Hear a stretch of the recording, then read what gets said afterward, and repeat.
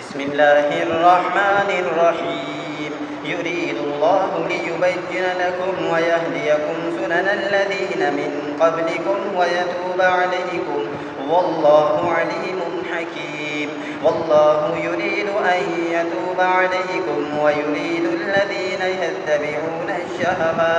يتبعون الشهوات أن تميلوا ميلا عظيما يريد الله أن يخفف عنكم وخلق الإنسان ضعيفا يا أيها الذين آمنوا لا تأكلوا أموالكم بينكم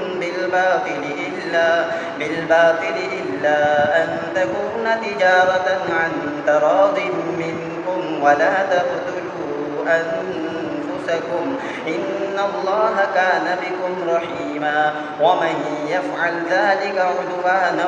وظلما فسوف نصليه نارا وكان ذلك على الله يسيرا إن تجتنبوا كبائر ما تنهون عنه